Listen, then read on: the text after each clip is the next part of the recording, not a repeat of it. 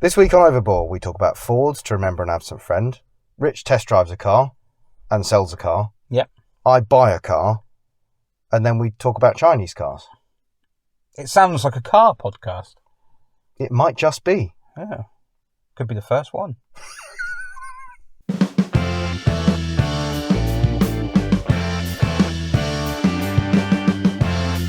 Welcome to Overboard, the Morecambe and Wise of car podcasting. Not my words, Carol, the words of the car stalker on YouTube. My name's Scrof. This is... Are we really doing this? Yeah. Me. And you join us after a little bit of a hiatus for various reasons. I was skiving. Yeah, Rich was skiving. No, I didn't skive. We had a bereavement situation. Yes, I can't think of a funny way to say it. Your father-in-law shuffled off this mortal coil. Someone Alt F4'd my father-in-law. Alt F4'd. That's Cancer. Alt F4'd my father-in-law. I mean... The bastard. I'm trying not to chuckle, so that's probably reasonable. You got to chuckle. You got to chuckle because you can't change anything. You can't. Fair. You can't. It doesn't affect the outcome, and I think you can laugh at absolutely anything. I should say, check yourself. Yes, that's actually a really good point. That's a good point. There's one thing to take away from this.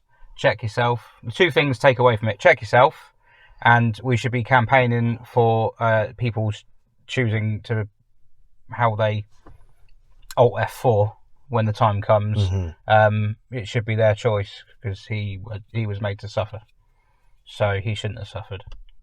This is really depressing entry. Oh, I don't know. We've entered into the realm of politics and morality, and we're playing a deep furrow this episode. He was a car guy. Oh yeah, he was a car guy. Yeah. You put a picture of his Sierra up, his Sierra XR4 on our socials. You'll find a picture of Tony's which Sierra. he owned since 1985. Gosh, was it that long? It was an 83 Sierra. He owned it since 1985. It came from a dealer in Scotland. The reg number was 00, NOO, which he was... I think that's actually Essex. Is it? I think so, yeah, because all the Ford press cars that's are 00. True. Yeah. And he was... I mean, the guy was a huge Ford geek. And this one was a sales manager's car.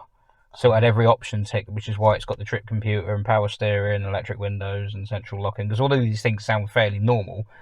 But for Sierras they weren't. Oh man, yeah. Some of them had four gears. That was the Pucker Don in Sierra terms. Yeah, it had awesome. everything. Yeah. Rear headrest, the amazing. lot. So it was, and it's in, what's the grey? Nimbus grey? That sounds about right. Yeah, I think it's Nimbus grey. So he had that, and he had a TVR Tamora. Well, he had a few cars, but the two that stand out with that, and a grey TVR Tamora. I remember my first run out in a TVR Tamora. I'd not long met him. I've known him half my life now. But we went out, went for a blast around Emion Valley, and I'd not been in one before. And we were going round, and he was driving a bit. He was young at heart. I see. He must have been early 40s at the time. Okay. We were getting close to coming back. And I can't remember how I was talking to him. I was talking to him about something like, if you, how often do you put your foot down? Like, how often do you pin it? Oh no, you don't. Not really, no, because it's quite a it's a bit of a handful. And if you go flooring it, you don't need to floor it. You can just give it, a prod, and that's normally enough. And I'm like, no, fair enough, And then the last stretch of road near our house, it was a 60 limit, and it was the last 60 limit. And of course, he went into it, pulled out to overtake the string of cars. He would overtake like 3 cars at a time, and he pulled out. And he literally just said, no, I never floor it, really. Nearly, but not all the way. And pulled out and around the bend at a near distance, another car was coming the other way really fast. And I just heard this click, and there was his foot on the throttle. You just saw his face, like this smile, the colour drained from his face, and there was just this click. So he did floor the throttle that time, because he realised he'd misjudged it. So that was quite funny. Oh dear. But there was loads of stuff like that. Although I never met him when he was young, obviously, because I haven't got a DeLorean. But the funniest ones I learned the other day was they went out for a drive. He met his future brother-in-law, and he said, "Do you want to go for a drive?" And he was like, "Yeah, I'll go for a drive." So he went out for a drive. They went out for an hour. They were going to the pub. Right. They're going for, they're driving for an hour. They get to the pub. They stop, have a drink, have a chat, blah, blah, blah. Brother-in-law goes, right, we should probably head back. So it's like, we got to leave to go home at 6, and it's 5 sort of thing. We're an hour away. And no, we're not an hour away. It was 10 minutes. He's just gone for a drive, taking him out in his car. And the guy had no idea. It's like we're 10 minutes from home. Nice. So so that's why I've been away. Rest in peace, Tony. Yes, yeah, you shouldn't have to really, No. but that's the way it is. Yeah. So Yeah. I can now slag off Fords. Well, you've always been able to do that, to be fair, haven't you? Was he? Yeah. Am I right in thinking he used to sell them? He did sell them. Yeah, he was a salesman at Ford. He was a salesman at Rover for a while. Really? Yeah. I didn't know that. Yeah, Wadham Kenning in Oh wow, wasn't Southampton. kidding. God, that name takes me back, crikey. His favourite job actually in the car world was they gave him. They basically said, "What's your dream job?" At some point, I think it was Wadham Kenning actually. Right. They said, "What's your dream job?" And he liked cars, not just one particular manufacturer. I mean, he was a bit of a Ford guy. Yeah. But he just had an interest in cars, which is quite rare because most salesmen don't. No, yeah, most salesmen don't care. It's but true. he was a petrolhead who liked selling cars. Yeah. Sells sands to the Arabs, that guy. And he said, well, he goes, my best job that you could give me was we take all the trade-ins that come in and we send them to one place. We have a dealership, a premises, which is just the used cars, and it's like all the trade-ins, complete mix, all come down there. And they were like, yeah, go on then. Yeah, you gonna go and run it? And he was like, yeah. And it was in Waterlooville. Ah, okay. Yeah, so he had this place there, which is where Sainsbury's is now, I think, or Matalan or something. Right, yeah. And he had all the trade-ins, so he got all sorts of stuff. Yeah, he had a real mix of stuff. They had That's a bet. awesome. Him and his mate had a bet. They had a Renault Safran diesel, Wow. and it was like, who could sell it first? Because it's not the sort of car you can I was going sell. to say, that's got to easily. be... Back then, that must have been, one of those cars Pretty niche. you hate to see on your I'm pretty sure forecourt. it was a Renault Safran. Renault Safran diesel. Yeah, I'm pretty sure it was a Renault Safran diesel. Yeah. And it was like, who can sell that one first? That was. Oh no, I might be wrong on this. I have a feeling that was that a Volvo sourced 5-pot diesel engine? I think. I have a feeling it was a Volvo 5-pot. I think it might be on the later ones. People are going to comment underneath me telling me, hey, you're wrong. Yeah, I think the first ones. I could be wrong, but I think the first ones were the Renault lump, maybe the 2.2. Okay. That sounds about right. But the facelift, I think you're right. I think there was a okay. crossover with the facelift. So Readers, listeners, tell us we're wrong. they can't. I mean, they'll be saying it now, but we can't hear them. They'll write it in the comments. Oh, they might do. Yeah. Yeah. And that's good for engagement if they write it in Good the for comments. engagement, So yeah. if you want to write something in the comments, that'd be really good. Tell us we're wrong, or tell us we're right. Go in the comments and tell us we're right. That'd be great. Yes. That'd be even better than telling us we're wrong. Yeah, I don't think you can be that wrong.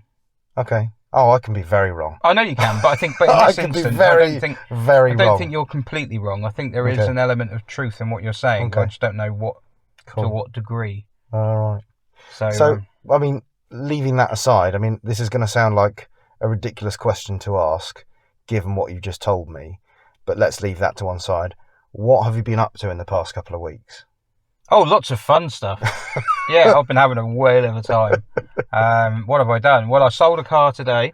Okay. Oh, I don't know about this. Yeah, I've sold a car. What have you sold?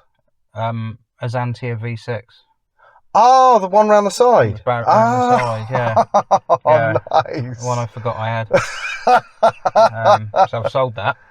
For listeners who aren't privy to Rich's YouTube channel, this is a car. There was a video. You're right. Yeah. There was a video on it because I watched part of got halfway through the video of you getting it out, and That sounds so dodgy. the Xantia, getting the Xantia I out, haven't done OnlyFans yet. which was delightfully anticlimactic because you were like, oh, See if it goes. As it goes, click. Yeah, sat there, Okay. Sat there That's for gone. 3.5 There we go. years, and it was like, Just started. yeah, I was hoping for a sort of let's coax it into life. Let's get some of the mechanic brain power going. You know, let's try some things. Yeah. Maybe do a bit of problem solving and everything. Make a good video. This. And it didn't go straight away because the start motor was a bit sticky and the battery was a bit gutless. But yeah, But then you put a good battery on it. as soon as I put a good battery on and my my trusty jump starter, they're good cars, Xantias. Yeah, they are. Yeah. I really think that they're sorely underrated. It sounds so good. Yeah. The Xantia V6 with a slightly blown exhaust is almost it's almost a busso. Honestly, it's such a good sounding engine.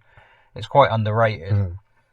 So yeah, I would like one. I've always quite fancied a I'd love to drive one. I don't actually drive. I mean, I drove it around the yard, but I've never actually drove it properly. No, I've never had a Peugeot Citroen V6 on the road. Well, not petrol V6 on the road.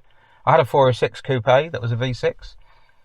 Just took it apart, scrapped it. The engine's down there because it was wrecked. I do want a 406 coupe V6. It was nice. Yeah, lots of room in the back.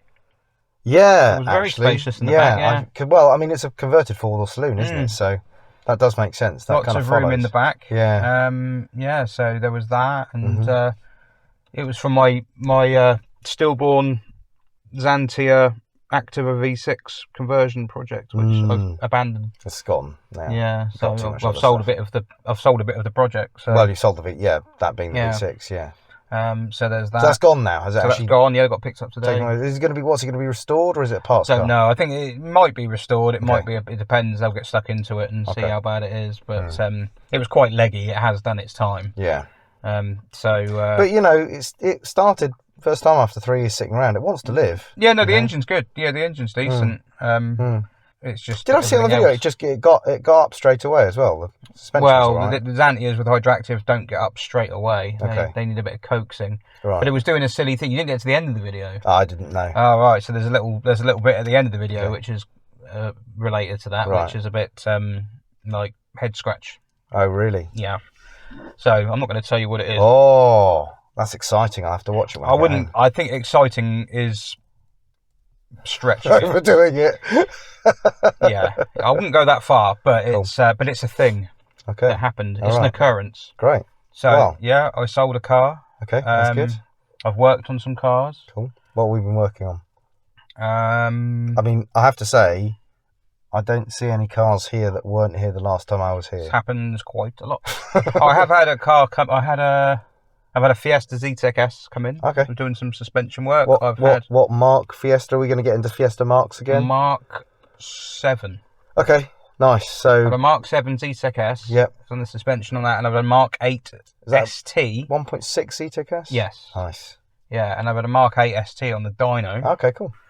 They're fun little cars. Yeah, it was quite funky actually. Really I quite really liked good it. Little cars. Yeah, really I can kind of get that. Yeah. So I've got that vibe around it. I thought, this is actually a proper car. They're terrific. I mean, the Mark 7 STs. I think are the ones that I think you're splitting hairs, but some people say the Mark 7s are a little bit lighter and a little bit more nimble, but it doesn't really matter. Whichever one you're buying. Lots of whooshy noises and things. Lots of whooshy But I did a dyno test to see if there's a power difference between normal, sport and track mode. Oh, which you can find on Up and Down Vid's YouTube channel, which you've probably come from to watch this, so you probably know about it already. But if you don't, you should head over there to watch it once you've listened to this podcast. Once you've listened and liked and done all that stuff. Yeah, exactly. Like and subscribe and so on and so forth. It's worth pointing out at this juncture, of course, you can find us on all good social media platforms and even the ones that are not good. And if you want to get in contact with the show, please do feel free to comment on YouTube. You can talk to us on social media. You can even email us. We have an email. It's overborepod@gmail.com. Please email us your questions, comments, thoughts, or things you want to say. Well, within reason. I mean, I don't want to hear everything. Well, no, that's true. I mean, look, you know. I like Coldplay, and I'm like, really? I don't want to know. You keep that to yourself. Yeah, that's not something to share. I thought you were going to say something lewd, but no, I suppose saying I like Coldplay is pretty lewd in your book, isn't it? No, it's about having self-respect. So, but speaking of self-respect, the other thing I've done is I went to test drive a car. Oh, okay. Because crikey, because this has happened. You've sold one, and you're test driving another one already. This is nuts, isn't it? Okay. I just realised that since the last podcast, the last podcast was in the VW Buzz ID. Yeah, Look the at ID me, Buzz. kids. And the one before that was in the. S-Max. Was it in the S-Max? The one before that was it the Daihatsu? No, we did it the other way round. No, the one before that was in the S-Max. The one before that was in the Daihatsu. No, it wasn't. It went Genesis S-Max, Daihatsu. No, I don't think it did. I think it went Genesis, Daihatsu, S-Max. No, I think it went Genesis. Yeah, I think it went Genesis, S-Max, Daihatsu. No, because we had the BMW between the Genesis and anything else. No, the BMW was before the Genesis. I don't know. BMW was Hey, this third. is great podcast content. Yeah. BX, 16 valve, number Yeah, one. number one, yeah. Dump It, number two. Yeah. Which is going to be sold soon, Dump It. What? Yeah. I have to sell Dump It. Right, this might be the last episode of Overbore, because I'm going to be leaving. Yeah, I love Dump It, but we're not going to need it. Oh, okay. So it's extra expense. Wow, okay. No, I think you're right, actually. I think the BMW did come third. That does ring a bell. BMW was third. Yep. Then it was... What was four? Look, I'm going to look it up. This is great. This is a great podcast. You might have to edit this bit out.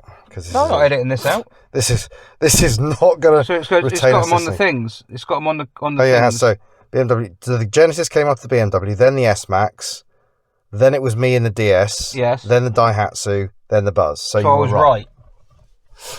Yeah. I Okay. accept your apology. I didn't give you one. I've taken it. I've taken it from you, I have nonetheless. extracted it from the air, from your aura. So I've been learning about Aura as well. That's another one. But Okay. yeah, not the Chinese car maker. Aura, okay. AURA. Oh, right, okay. Different. What, the ZX trim level? Different. No, Such as ZX trim level. There's people have Aura. It's a different okay. ball game. Right. Another time. Okay. Yes. No. What was I saying? Christ. You've test driven a car, but we've been waiting for about 10 minutes to know Because you started faffing about looking at your phone. what car you've test driven. So I've test driven. Yes, because since we last had a podcast, Mm-hmm.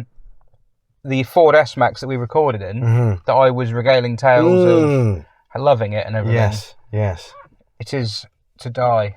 That is sad. It has terminal rust. That really is sad, because I quite like that car. Yeah. So basically, the problem was I put it in for an MOT. We were going to sell it anyway. Mm. And I said to the guy, and the guy offered to buy it, and he offered me asking price. He didn't haggle. And I said, right, you've not haggled. I'll put it in for an MOT for you, because it only has a month left. I'll chuck it in for an MOT, because he was a little concerned about the screen, because the screen had a big crack in it. And I said, it doesn't fail the MOT, because it's outside the swept area. It's like right at the edge. And I said, I can't get a new screen on it because of my insurance. It's trade insurance. Yeah. But when you get normal insurance, you can. Yeah. So he was going to buy it. He didn't haggle. I said, let me put a year's ticket on it for you then. Mm-hmm. So I put it in for the MOT. It failed.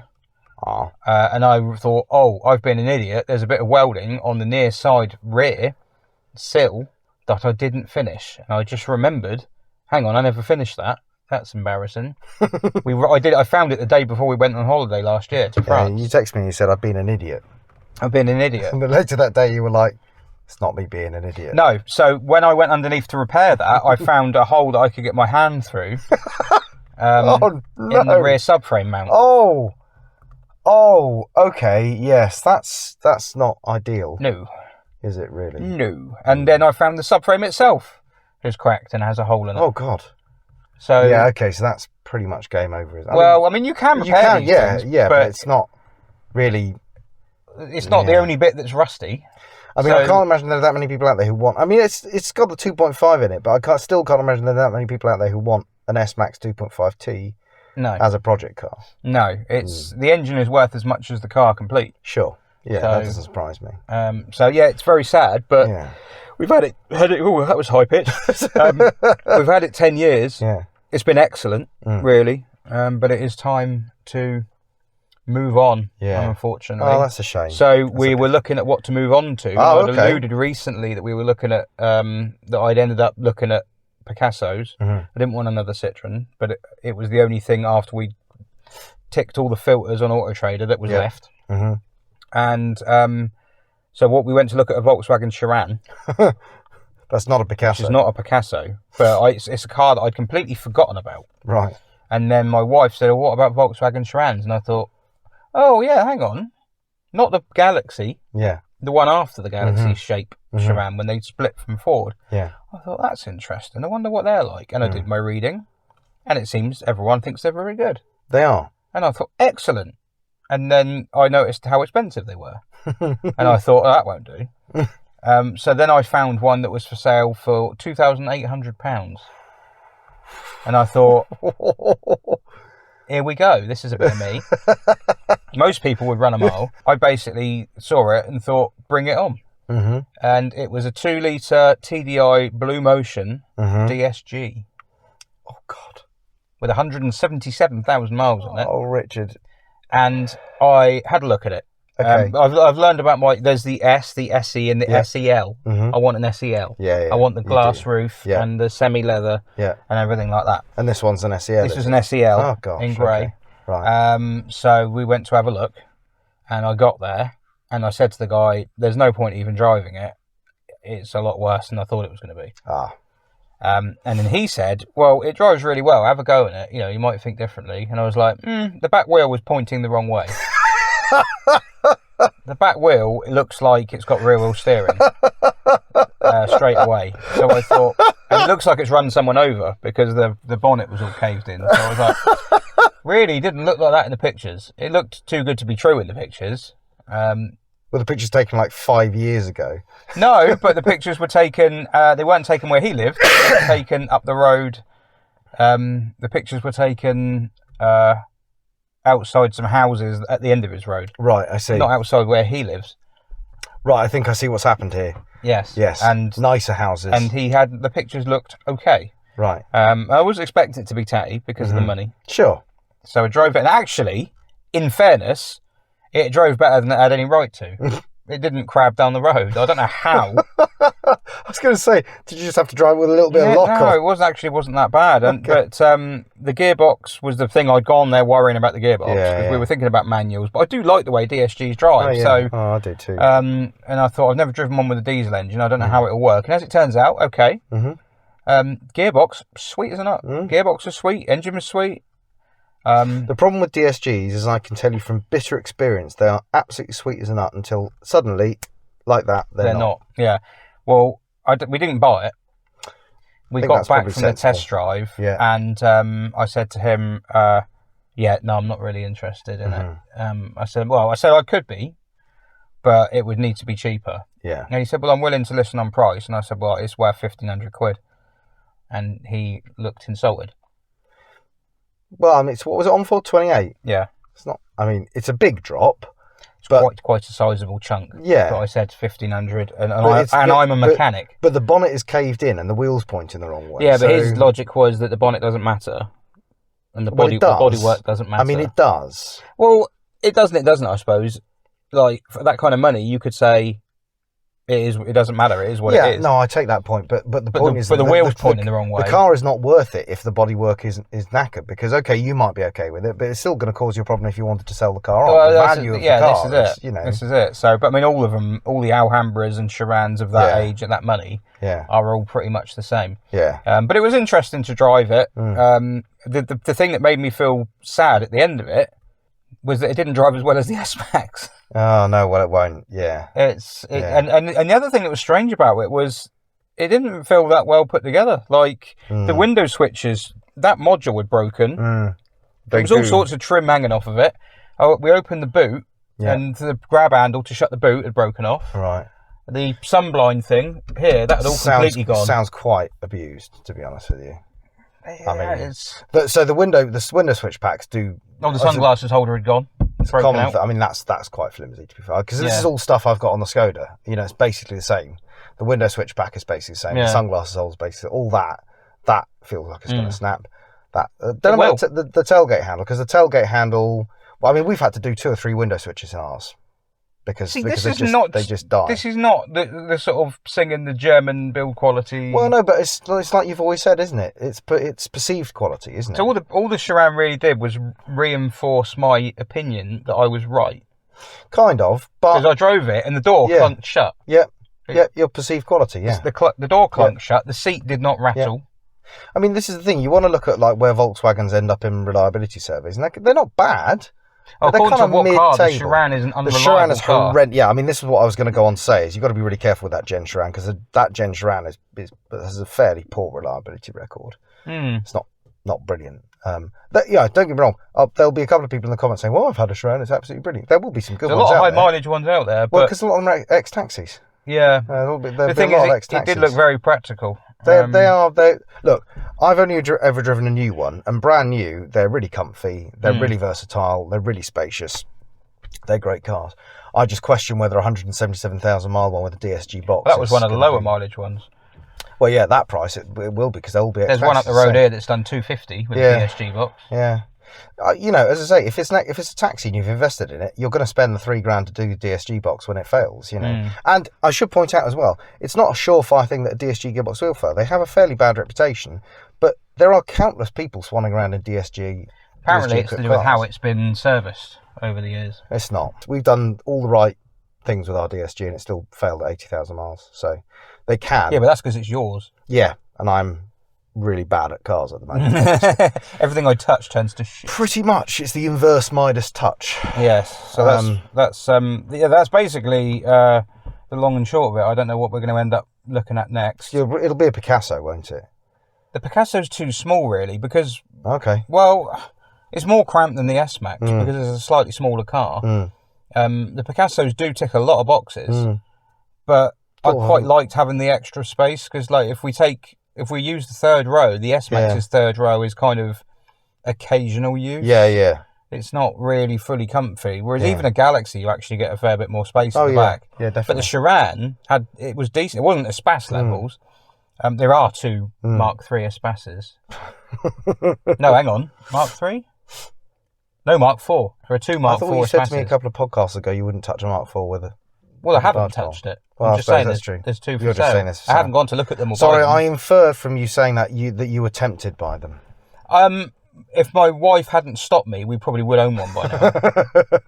So I refer you to my previous comment. I thought you said you wouldn't touch one with a I haven't touched one.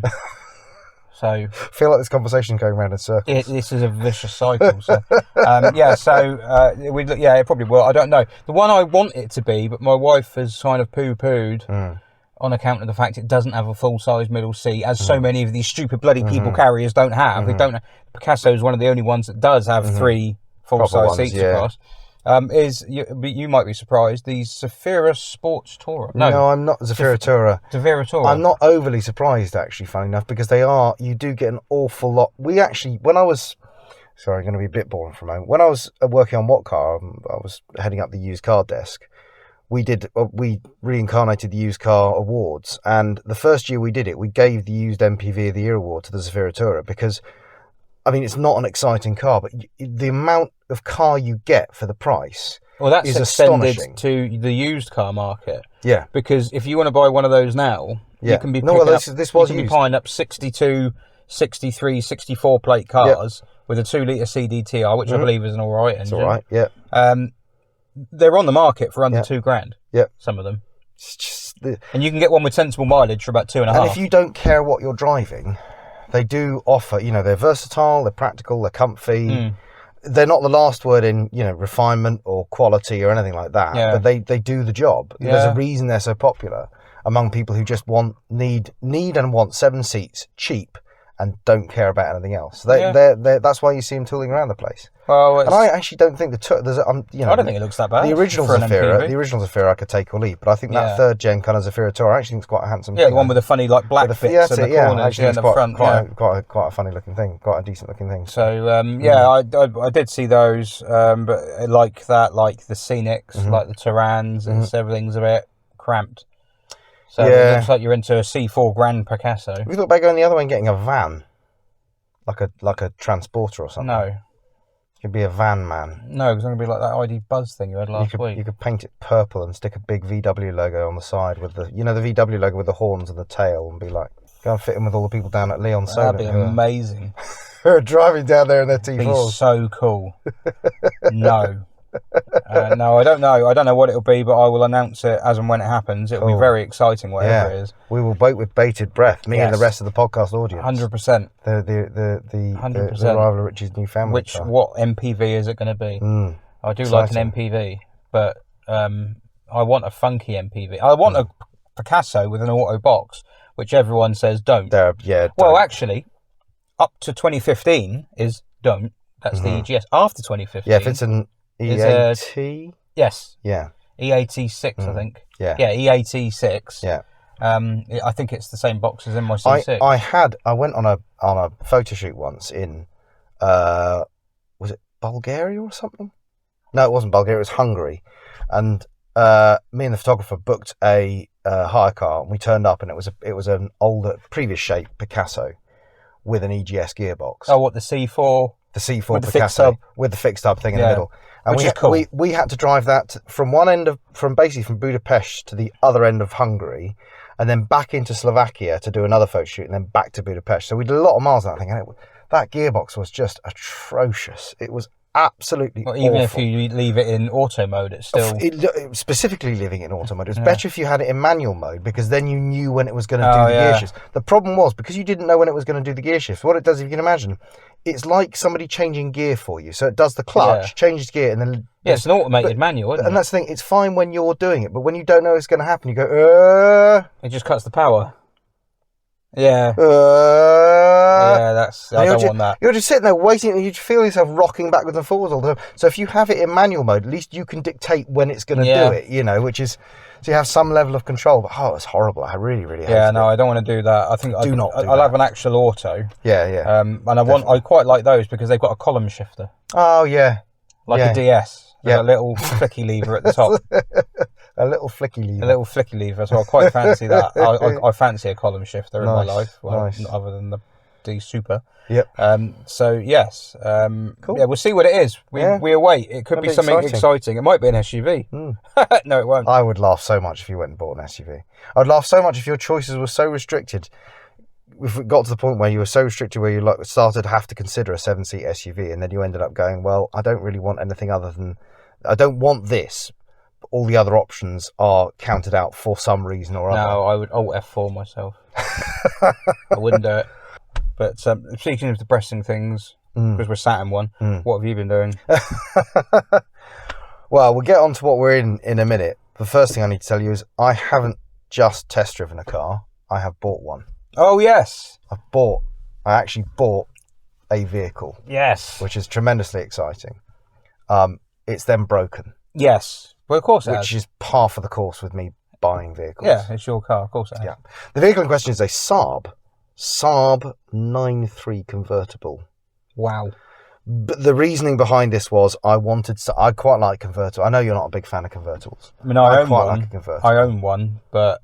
Do you? What? Oh, yeah, TVR, of course.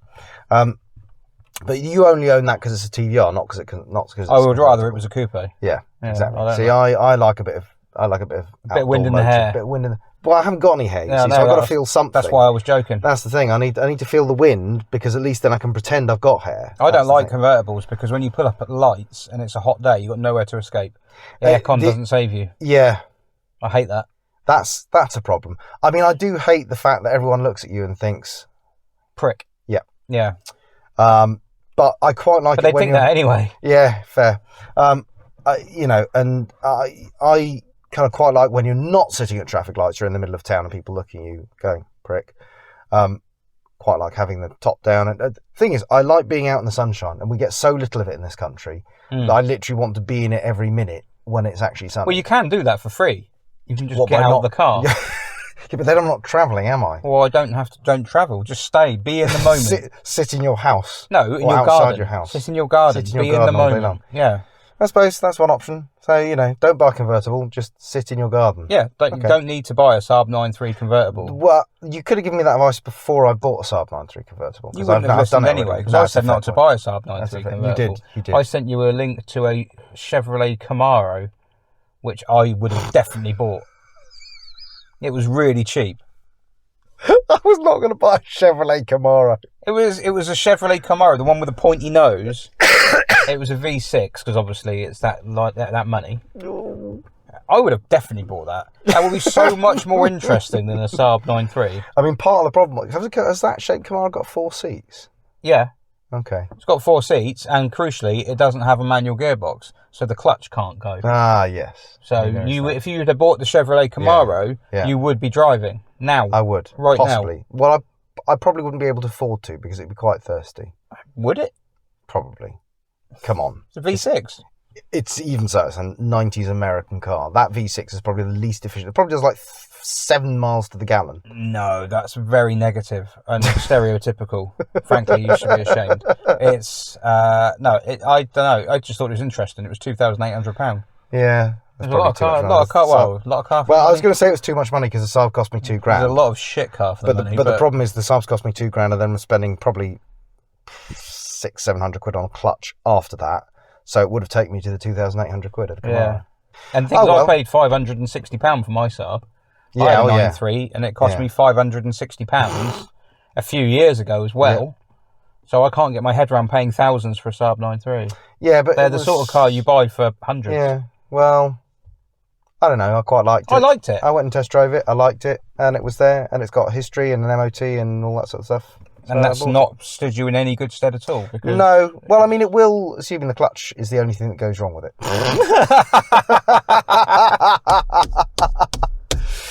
Oh man, yeah. Oh, good. Yeah, good. Look, I good like laugh. it. I'm happy with it, and it's going. The point is, it's going to mean that while Audrey sits in the garage, I've at least got something fun to take the kids out in the summertime. You know, we can get the top down. Daughter absolutely loves it. She adores it. Fun. Yeah, the kids like it. The kids like it. Fun. Yeah, it's fun. Fun. It's fun. It's got a silly map on it. It's fast. 9.3 being fun. Oh, come on! Don't be a I've had a curmudgeon all your life. I've had a Saab 9.3, and I was offered a Peugeot 407 HDI SW ex-taxi, and I had to decide which one of them I kept, and I sold the Saab. Because the Peugeot was nice to drive. I'm only saying, you know, several other motoring journalists have got one, including a well-known journalist who's had his for years and swears by it. So I'm not the only one who thinks this. I don't give a shit. Well, you know. I don't care. What do they know? I'm just saying, I'm not the only one who thinks it's quite nice to drive. Well, there are more than one person in the world who is wrong. So it's just... Yeah, I liked it. I liked my Saab. I like the driving position. Yeah. I like the dashboard. I like the seats. It's comfy. Yeah, the seats were amazing. The seats are sensational. The seats were great. The aircon was insane. Yeah, the aircon's really good in mine as well. The aircon was so cold. Yeah. But the defrosting ability was also excellent. Spot on. That's the thing. In most ways, it's actually really good. Like, you know, when you get a car and you test drive it and you get home and you go, I didn't check that. And so you turn the aircon on to just check the aircon actually does blow cold. And you're like, I bet this is going to be the thing. This is going to be the thing. And the aircon blows cold. Yeah, so all these little bits, I'm like, okay, this is actually right. The one thing, I bought it, did the test drive, half an hour test drive, booted it, okay, no, it all feels tight, and this, that, and the other. Brought it home, took it out again, yeah, all good. Brought it home, took it out again, yeah, good. About the third or fourth time I drove it, I accelerated at probably... breakneck speed. It's a Saab 9.3, it's not breakneck speed, let's be honest. Accelerating in a Saab 9.3 is fast in a sedate way, if that makes sense. That's how Saabs accelerate. You know, you put your foot down, you're like, oh, we're accelerating. There's a lot of turbo lag. Oh, no, here we go. We are gathering pace. Gathering pace, exactly. That's exactly it, gathering pace agreeably. So I was gathering pace agreeably, and I suddenly realised that the engine was gathering pace faster than I was gathering pace.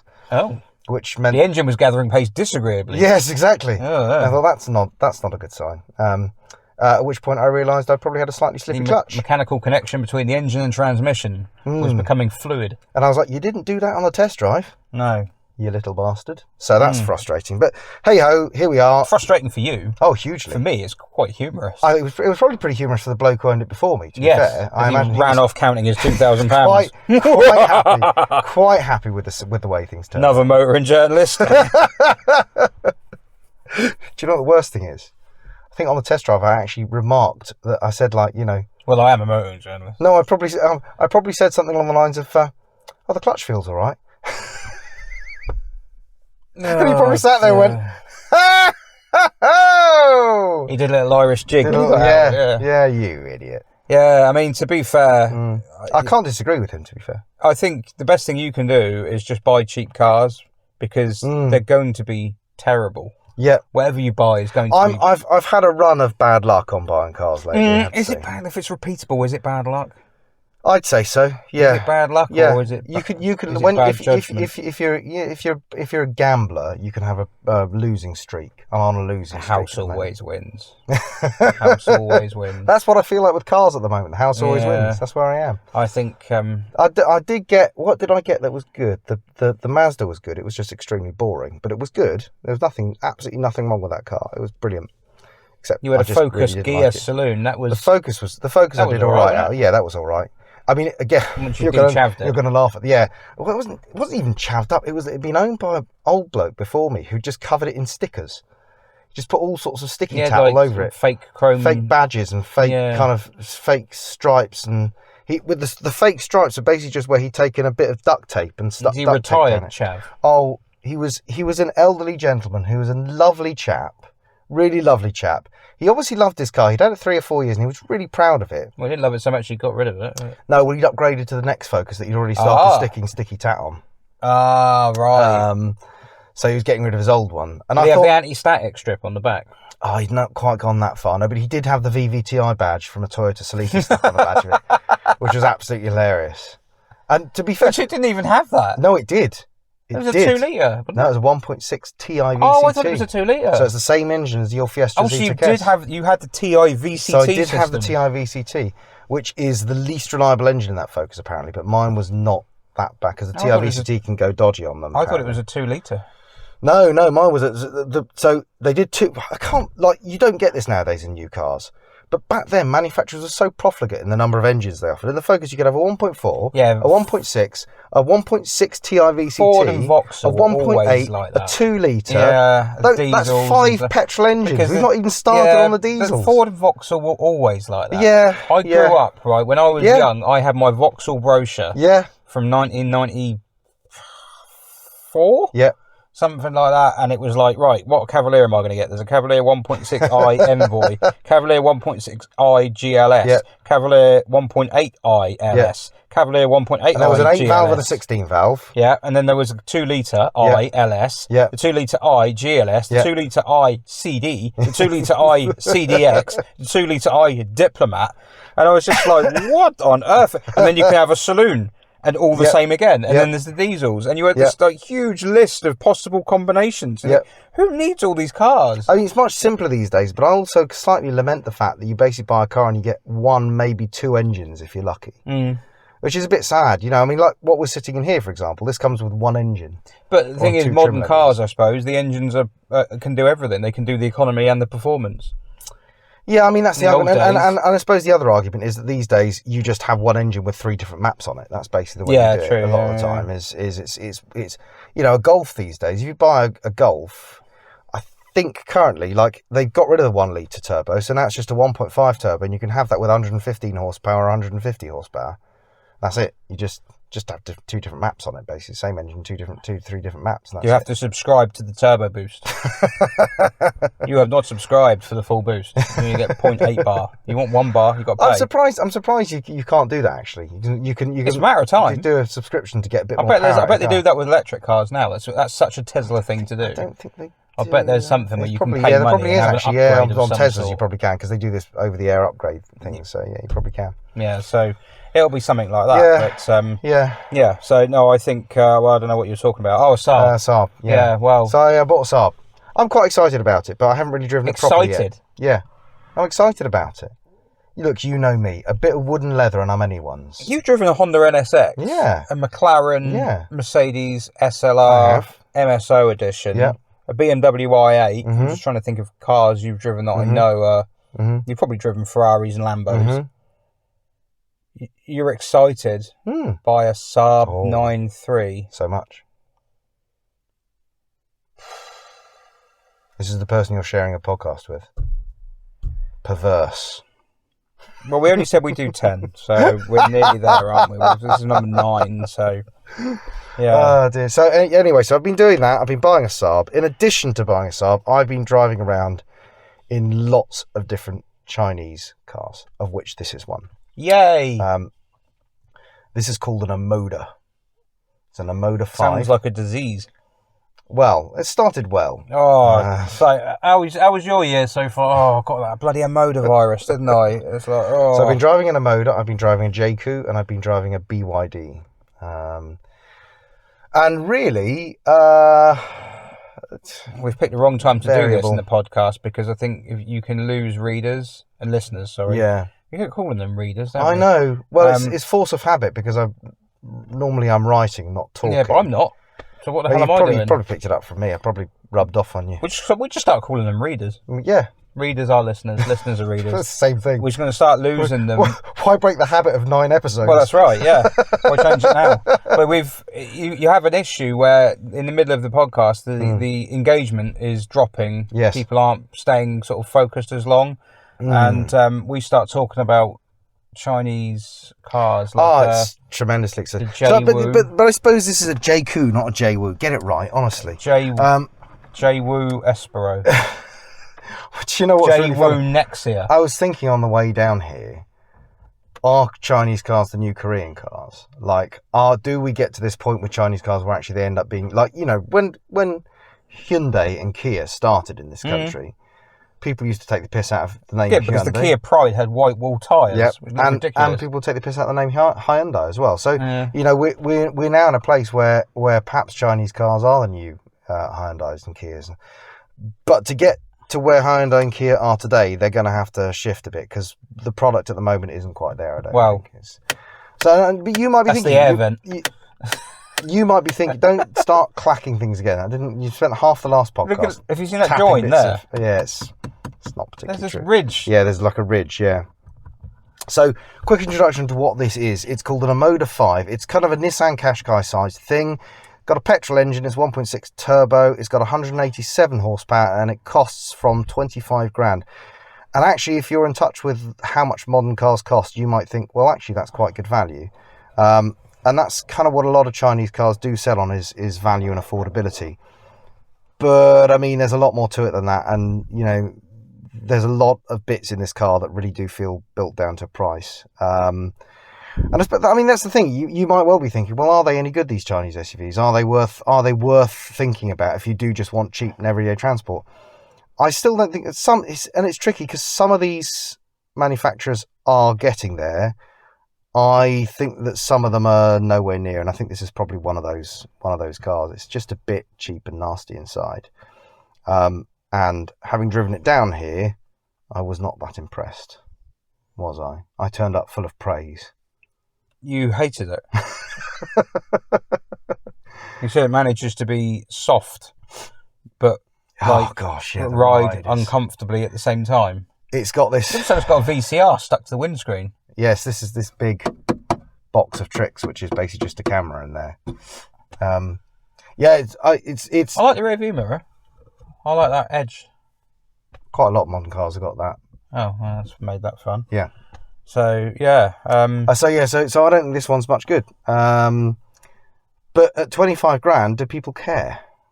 Well, what I don't get is why spend 25 grand on a new car? Or why? I mean, that's the argument, isn't it? I wouldn't spend 25 grand on a car, not unless it was a classic or something. Yeah.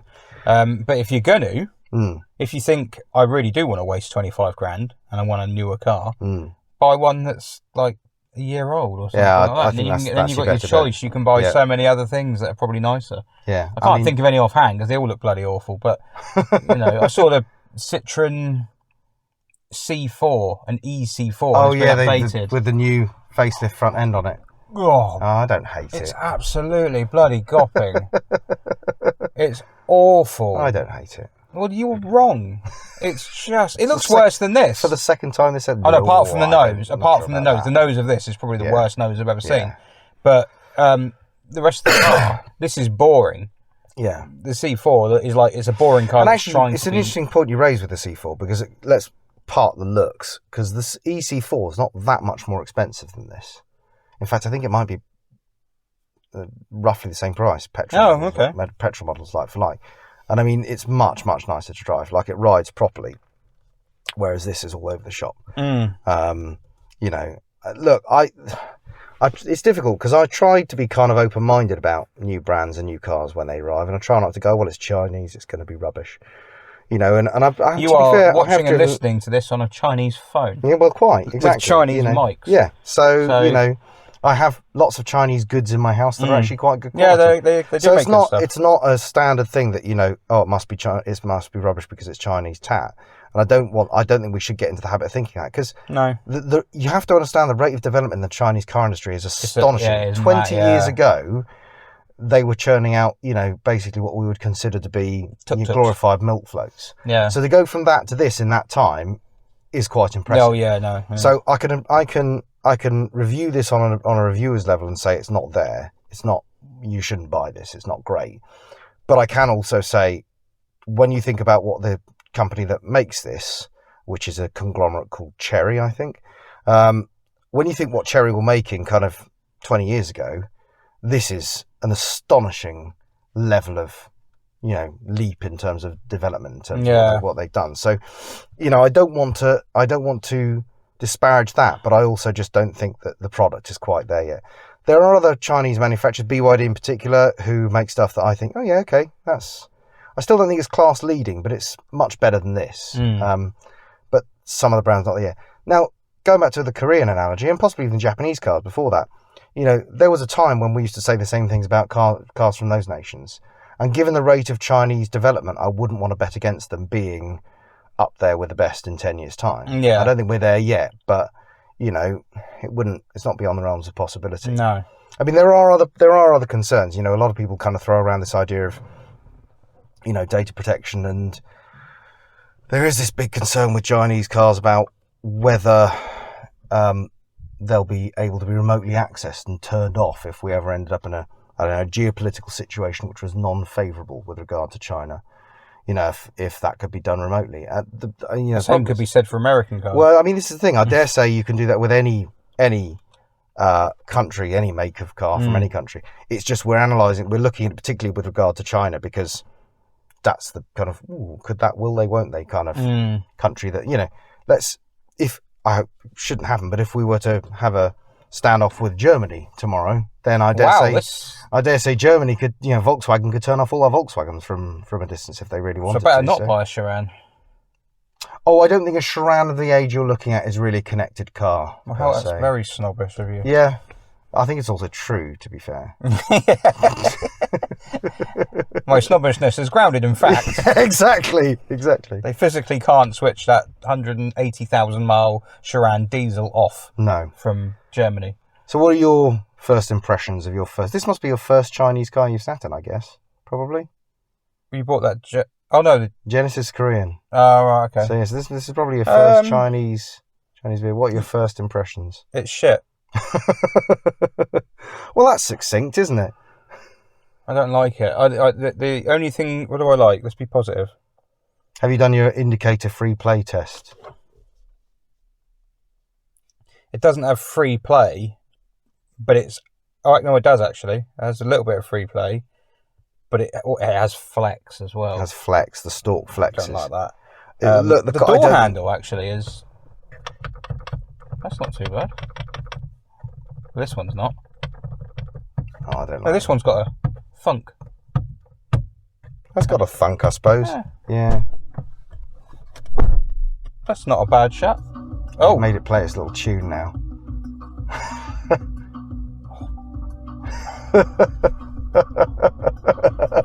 Just to do this every time you get in it? Yeah, every time you unlock it and get in. Once it's shut down, when it starts it up again, it does a little welcome jingle. Welcome? Yeah. Why are you... Oh, you hateful thing. Well, yeah, so... There's a little AI assistant here as well on the screen. Oh, that's a weird... Yeah. What's that knock? I don't know, but I guess there must be some sort of slack in the steering column somewhere. Yeah, not hugely impressed. I mean, I keep saying I'm going to bring you a modern car that you'll like one day. Yeah, and you keep saying you're going to do that. I don't think it's this one, is it? You don't. I like the fact it's got Sony speakers. Yeah. I've never seen that in a car before. Yeah, there's a positive. Sony. That's a good thing, isn't it? It's got a sunroof as well. The sunroof is ridiculous because the framework, you can see here that there's, I think, one of the blind goes in one of them. Yeah, there's So I don't know what that little one's visible for. channels. There must be another. Oh, the cable's in it. That's the cable. I can feel the cable for the sunroof. Oh, the fit and finish. Oh, the fit and finish is atrocious. You shouldn't be able to feel all that. No. That's the air. That's the wind deflector. Yeah, that's the wind deflector. Yeah. Oh, this is like being in a Xantia. No, that's being unfair. I was going to say, I think I'd rather be in a the Xantia. Xantia would have the edging around there at least. Yeah. It's little things like that you just think this. They don't know what they're doing. What's this? Is this the window? Is this the sunroof? That's just a blanking panel.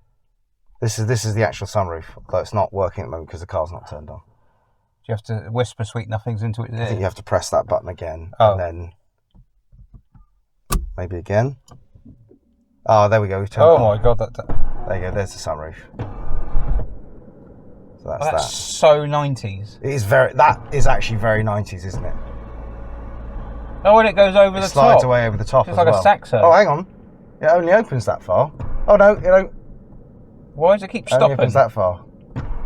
There's like an intermediate level that you can have it at if you only want it half Great open. podcast if you're listening. We're playing with the sunroof. It's, you can hear the sunroof motor going, so there's some audio interest at least. So, sound effects. How do I make sound this go effects. away? Let's turn it off. There we go. It's revolting, Alex. it's not nice. I mean, it's a stupid SUV, Look, so we're really high off the floor. Oh, no, not again. You've turned it off now, it's fine. No, you're right. We're really high off the floor. Yep. My knees are up really high. Yep. Because it's the floor's not spacious, so high. I have to say. It's not spacious. It's and not. The rear seats are mounted quite low comparative to the floor, which means in the back you feel like your knees are up around your chin. Yeah. There are problems with this, and look, here's the thing. It is 25 grand, it's cheap, but like you say, I just think you'd just rather have a year-old, I don't know, Qashqai or Tiguan or whatever you'd have instead, or Sportage.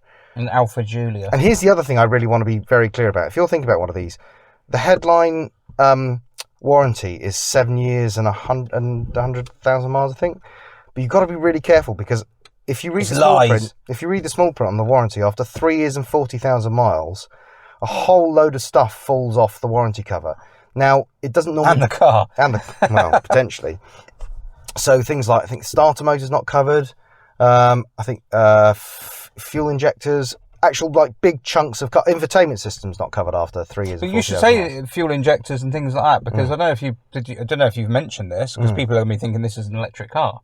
No, sorry, it's petrol. Yeah. Yeah, this is bizarre. Yeah. This is really old school. Yeah, so that's part of the reason it's 25 grand is this is actually a petrol car, and you might think that all the Chinese cars that are coming over here are electric. That's not true. This one is powered by a 1.6 litre turbo.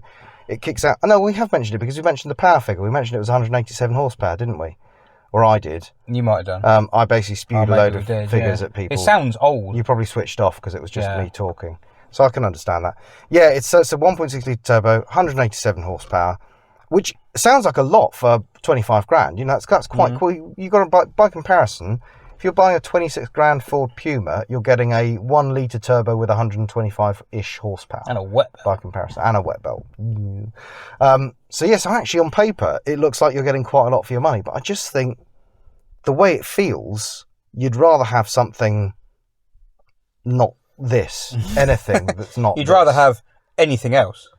I just can't imagine just spending my life driving this. It just feels just a bit... I think it's a car for people who aren't into cars in the slightest. Okay, now, look, I hear this argument trotted out a lot. I get that completely. But there's got to come a point when just the complete lack of any substance to the steering and the horrible ride quality, even people who aren't interested in cars go, oh, this doesn't feel nice to drive. Because people don't notice that. I think they do. I know a lot of people who just wouldn't notice that at all. They get in, they go, oh, this is nice. We could turn it over to our readers. We could say, if you're not interested in cars, they wouldn't be listening to this. Why are you listening to our podcast, I suppose, is the big they'd question. listen to a gardening one. If you know somebody who isn't interested in cars, ask them or see what they drive. I suppose a lot of people drive Vauxhall Mockers, don't they? So that proves your case, really. You think the Vauxhall Mocker is an NPC car? The first generation is definitely, the first gen Vauxhall Mocker is definitely an NPC car. So this is an NPC car, isn't it? I would say that this is actually probably worse than a first generation This Mocker. looks like the sort of car you'd get on BeamNG. It does look quite generic, doesn't it? Yeah, or Grand Theft Auto. because they want the license to use real cars. Yeah, it sounds like one as well. Like when all the names are kind of approaching something that you might actually be a real car. I mean, in Omoda, there's a what's the cars on BeamNG? There's a Cherrier. Is there? Which Cherrier is is basically Peugeot, like kind of like a Peugeot, and it's a Cherrier. There's one called a Cherrier Picnic, which is a Peugeot 106 clone. I see. Oh, Vivace. Vivace. Or Vivace. Vivace. Yeah, Vivace. Vivace.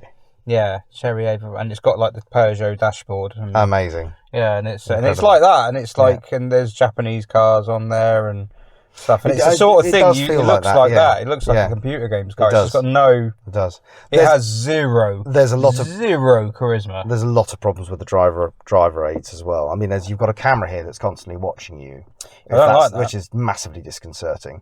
And the minute you look away, it probably takes 5-6 seconds of not looking directly ahead of you for it to bong at you and say you have been distracted for too long. I'll put a bit of tape over it. I'm genuinely, if I owned one of these, I probably would. The problem is you have to have it there so the Chinese government can watch you drive. Quite. The problem is half the time you're having to look away because there's so much stuff is buried in the relatively small infotainment screen that you want to turn off, like the lane departure, which constantly nudges your steering back to where you want it to be, and the bonging because you're going over the speed limit that it thinks. For half the journey down here, it told me I was in a 50 coming down the motorway. I'm not in a 50. Trust me, I'm not in a 50. And it's bonging away telling me that I'm in a 50. I can't stand that thing where it nudges the steering. It's bane of my life. I hate it. I think that should be banned. Yeah, I agree. Because half the time, that sort of system needs to be absolutely 100% perfect. Like, it has to work perfectly if it's going to work.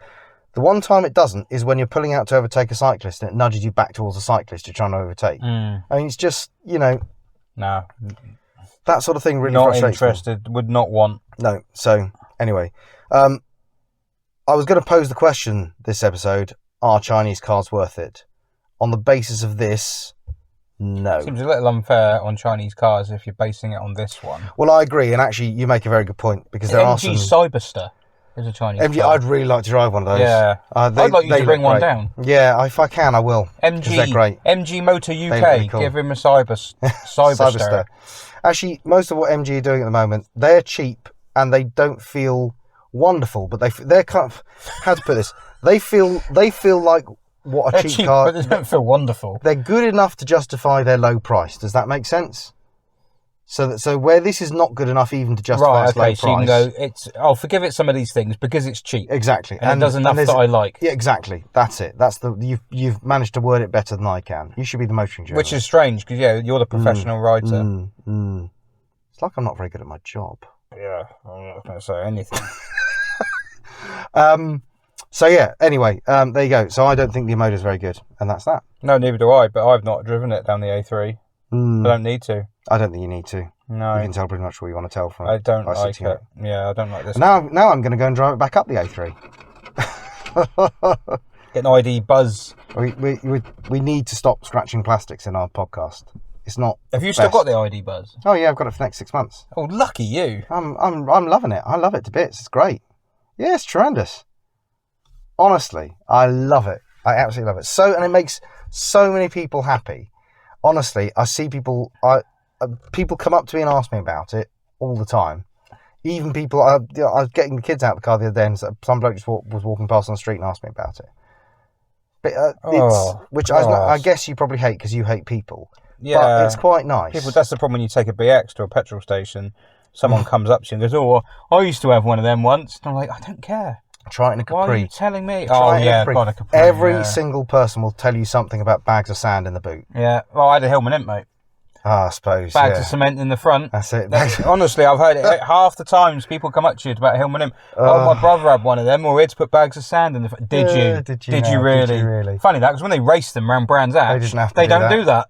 I've always thought it's an odd one though, because I can see how it would add grip, but also it adds weight to the back of the car, which surely increases its turning moment, the turning moment at the back of the car, and makes it therefore more tail happy. What are we talking about now? The Capri. If you put bags of cement in the back of a Capri, okay, you're pressing the back wheels down more, but you're also it's like a 911. If you put the early 911s are quite tail happy because there's a ton of weight hanging out the back of it. If you stick more weight in the back of it, it's going to make it more tail happy. On fast corners, the transition from sort of rear to front weight. If the back end steps out, it'd be harder to gather it up. So to me, the idea of sticking cement in the back to prevent it from being tail happy is because they're talking about going around wet roundabouts at 20 miles an hour. So what do they want? More? I don't understand. They want more weight. They think it needs more weight. But they're talking bollocks. It doesn't need more weight. Yeah, I'm analysing it too heavily, aren't you? You're analysing flawed logic and trying to find reason in it. Well, I think we've just come up with a subtitle for our podcast. What's that? Analysing flawed logic and trying to find reason in it. Yeah, I think you have to make titles catchy. Make people want to clip. I can't talk I swear to God, I cannot talk today. I think on that note, we should probably draw things to a close. So good moment to draw things to a close. Given you lost the ability to talk. I need to reboot. I need to not Alt F4 myself, but I need to. What's the Control F5? Is that it? Refresh? I need to open Task Manager. Open Task Manager. End some tasks. Yeah, because I'm at the moment I'm on 100% on the memory. CPU usage. CPU usage is too high. Yeah, I don't know what's going on. Your mainframe's overheating. Yeah. Right. Well, thanks for listening. Thanks for watching, and we'll see you next time on Overbore, which is what this is. Bye. Cheerio.